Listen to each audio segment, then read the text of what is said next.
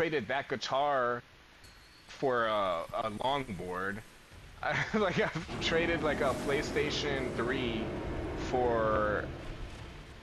Actually I think that's how I got my money to buy that airsoft gun is by selling a PlayStation 3. I think I think that's exactly how I got the money for that. I don't exactly remember. I don't remember what happened to my PlayStation 3, so that must have been what happened. Or I must have just like traded it, but I might have sold it for that. I've only really sold I sold one PlayStation in my life and one Xbox, but and my first PlayStation 4 that I ever had, I traded that. That I traded for it was an electric guitar, an 8-string electric, 7-string electric guitar, a laptop, and I think the longboard was in that bundle. I still have the well, no, I don't have that longboard. I have another longboard that I had. There's like a Jamaican crossbow.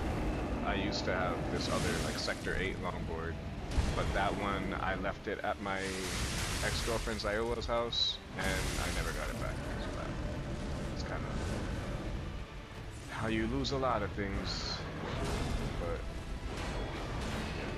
fucking. I never saw airsoft as something that you actually went to a field, like a proper airsoft field to do. Like I always just thought you went somewhere that like you wouldn't get stopped by police, and you just shot each other with guns, and it was funny. That's always how I thought it worked. Because that's what me and my friend did. Me and my 3 friends, fucking, it was Jacob, Parker, and some other kid from our JROTC class.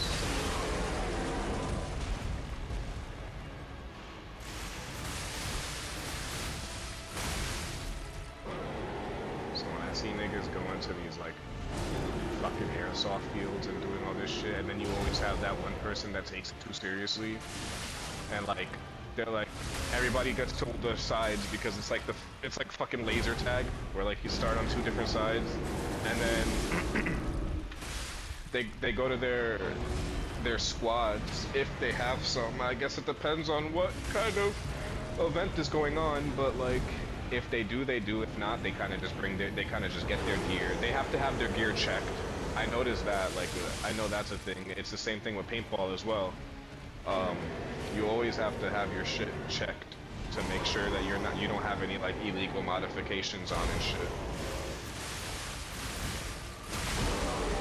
So they check your gun, they check your magazine, they check like all the function, how the trigger works, how the lever works, if it has a hammer, how the hammer works, the safety for it works, and then they do a firing test to make sure that there's no like trigger modifications or anything like that, and then you're good to go.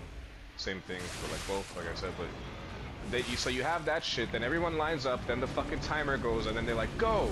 And then you have those niggas that are like, like they just start fucking full speed sprinting through like they're John Wick because they want to get behind the enemy team. So they like pick a lane and then they go and they flank the team. That's what every video ends up being. They'll flank the team, come up from behind, and they just they kill everybody in like 3 seconds, and then they're just like, ha. GG guys, safe, have fun. And then when someone gets mad, they're like, hey man, fuck you man, you fucking suck, bro. And it's just like, bro, what are you talking about? Like, you literally are you are a real life spawn trapper. Go fuck yourself. Like, don't try to blame it on the people who are getting mad because they just had to sit there and wait in a fucking sweaty ass room with a bunch of sweaty ass niggas for like 5 minutes, 10 minutes before they can actually start a game, and then you come here and end it in half a minute.